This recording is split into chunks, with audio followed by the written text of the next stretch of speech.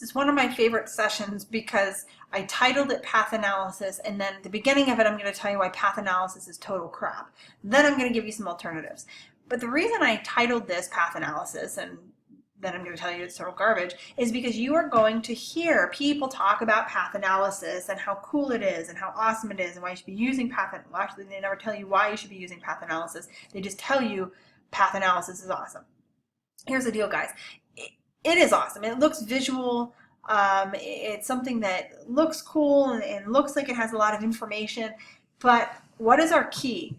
If it's not actionable, it doesn't work for us. And so our goal is to use the fewest amounts of information, pieces of information, to get the maximum benefit. And path analysis is a lot of information with tiny little nuggets of things jammed in there very, very deeply that you can actually get other places in a more efficient manner. So let me make my case for you. First, let me talk to you about what path analysis is. Path analysis is a process of determining a sequence of pages, which we would refer to as behavior, right? It's a behavior that are visited in a visitor session prior to some desired event, which we call conversion or outcomes, such as the visitor purchasing an item or requesting a newsletter. And so these conversions, which we'll talk about micro and macro conversions, it can be either of them. It can be the big event that you want them to do, like apply to Mercyhurst, or it can be micro conversions, which are the smaller things, like maybe request a visit or request a tour, maybe request more information. And so path analysis studies what path they take to get to where we want them to go. So why is it appealing? Why do people care? Why are you going to hear about this when you get out into the infamous real world? Because people think there's one perfect path to success. And I want you to think about this. And actually, I want you to ask your roommate. I want you to ask them, how did you go about applying and getting accepted and arriving at Mercyhurst University? And here's what's interesting, is yes, you all do have to go through the application process, absolutely. But I know we have some international students in this class, and I know for a fact that many of our international students never visit campus. And so visiting is one of our micro conversions that we are interested in tracking. But guys, listen, there are a lot of international students at Mercyhurst, and a lot of them don't visit. So this perfect path doesn't apply to our international students. And you may have not, you might have visited campus, you might have talked to a coach, you might have sat in a class, you might have a sibling at the university, and it just kind of evolved. You might have gone through what we would consider the typical path to admission, which is not typical, which is you you found us through a search, you got information from us, you came to campus and you visited once with admissions, you came back to campus for one of our events, then you did Laker Livin', then you applied, then you etc., etc. But that's not true, because I bet you that if you have 3 roommates, none of you have exactly the same path. But here's the thing, is we love controls, right? Ever since we started the assembly line, we love to have controls. We want to make sure that everything's controlled, because if it's controlled, then we can manage the things that fall outside of the control. But the problem is, and if you've taken persuasion theories, if you've taken any class of consumer behavior, you know people are not rational. They don't operate the same. They're emotional. And so even if it's a logical path that you've developed, because we're very logical people, it doesn't fit. It doesn't always fit everyone. And so why is it appealing? Because we have this desire to control the experience of the user. We know what's best for them. But guys, that mentality is long gone. It is now about managing and enhancing the experience of the user in the way that they want to experience it to the best of our ability. So why is it a waste of time? Here is an example screenshot, and in Google Analytics it's the report called Behavior Flow, and so you can see it's under Behavior, and then just click on Behavior Flow. And there's a couple different ways that you can look at this. They give you some options. In other analytics tools, they call it a little bit different things, but sometimes they call it path analysis, but this is basically what it is. And you can do some drop downs and look at some other information, but we're just going to start with landing pages. What this is saying is, here's where people come in, then they go here, then they go here, then they go here, then they go here, here, here, here, here. And you can keep clicking on these and go drilling down even more and more and more and more and more. But here's the problem, right? Here's a landing page. 65,000 people have come through our landing page. Then we have this huge chunk of where did they come from? Oh, we're not really sure. Well, where did they go next? So that's a really good question. So you can actually dig down through the homepage and find out where they went next. But what you'll find is that the majority of information is so minute that you will not be able to actually identify a clear path. And so every time you go into a path analysis report, it's what we call a data puke, because most people don't follow the common path from the top down. In fact, just go back to our conversation in one of our last modules about different landing pages. People hit our site in different ways, and it would only then make sense that if people are coming to our site in different ways, they're going to interact with our site in different ways. If you land on a news item, you're not going to jump right, maybe you will, but jump right to apply. But if you came in from the front page and then you went to academics and then an academic page and then financial aid and then etc., then you might go to apply. So you have to understand that different people are looking at different things, looking for different things, and therefore they're going to move through our site in different ways. So at the end of the day, about 2% will follow a common path. And that's very, very little. And when you're talking about actionable insights, it's just not worth our time to focus on just the 2%. The second thing is the dominance of the search engines. Go back to our conversation about the search engines determining what our landing page is. Well, the search engines determine what content is provided to us. So we don't even know how they're coming into our site.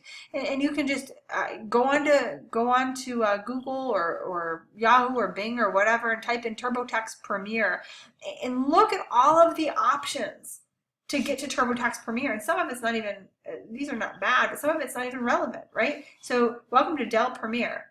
Welcome to TurboTax Premiere Online. TurboTax Premiere CD download. Then you have these TurboTaxes over here. This is Premiere 2015, 2015. Well, wait, are these different things? Why are the prices? Oh, they're different stores.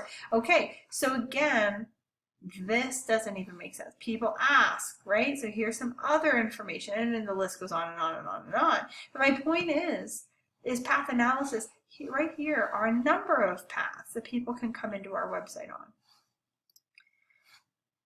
Additionally, and I guess this is kind of overwhelming, but right here, this is how path analysis sees information. Path analysis basically says, path analysis, am looking for people to go through 7 steps. First step 1, then 2, 3, 4, 5, 6, and 7. But here's the deal. If you come in and you do 1, 2, 3, 2, 3, 1, 4, 6, 5, 7, it's going to say, yep, they went through the path. Here it is. Check. But did they really go through our path? No, they didn't. They didn't go through the path. They eventually hit all the steps, but they didn't do it. This is really how, at least for me, I go through sites, right? 1, 3, 5, 2, 2, 1. Oh, wait, did I forget that information? Wait, I want to go to 4 now. Back to 5, etc. And you can see all the way down through the chain. It does not give us, number 1, people do not follow a linear path.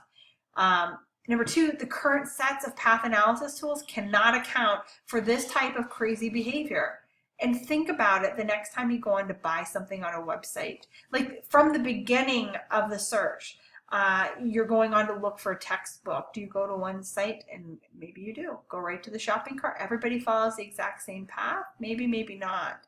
I know that we're looking to buy some things for our house, and we both, my husband and I were both searching. We both came up with different results because we search in different ways. We navigate through paths, the website in different ways. We're obviously going to find some different information.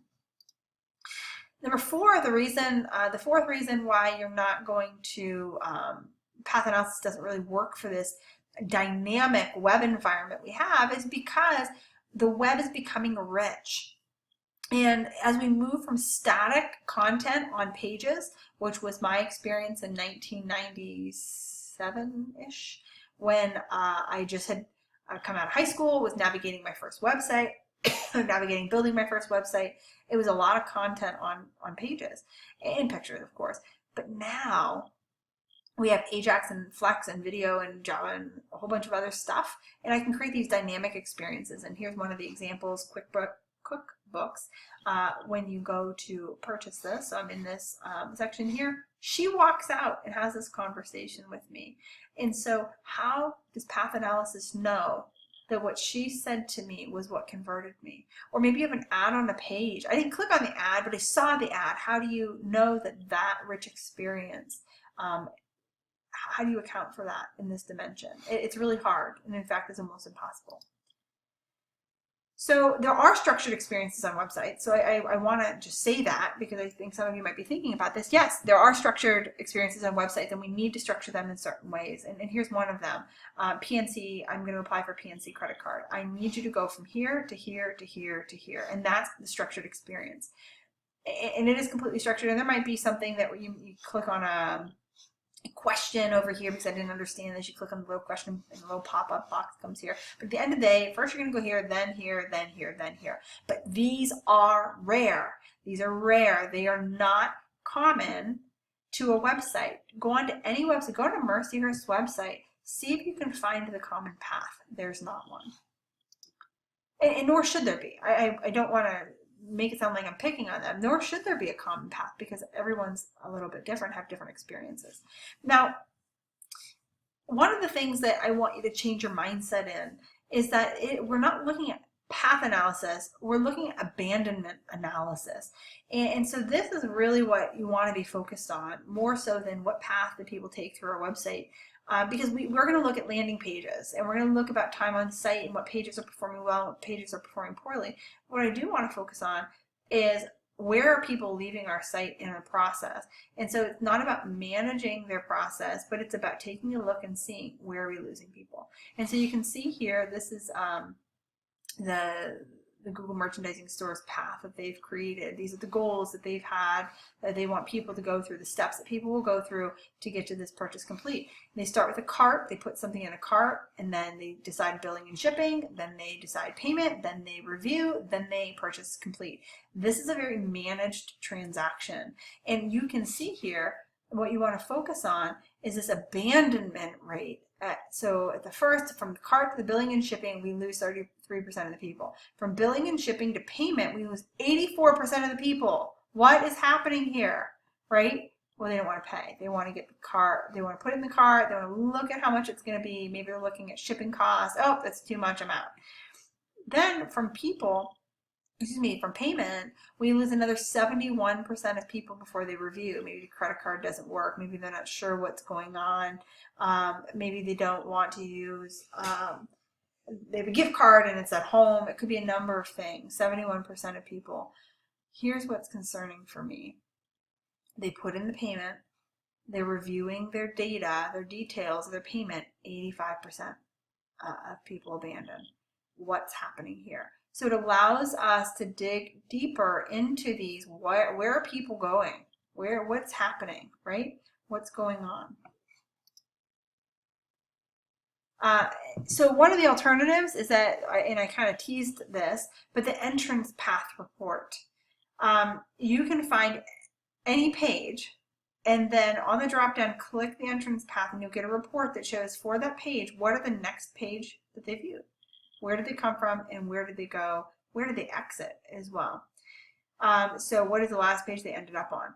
And so how effective, this is what we're interested in. We then use this information to find out how effective is this particular call to action to actually converting. Because if my last page they ended up on is not one of my conversion pages, my micro or macro conversion pages, that's not good. How well are they performing in terms of the call to action?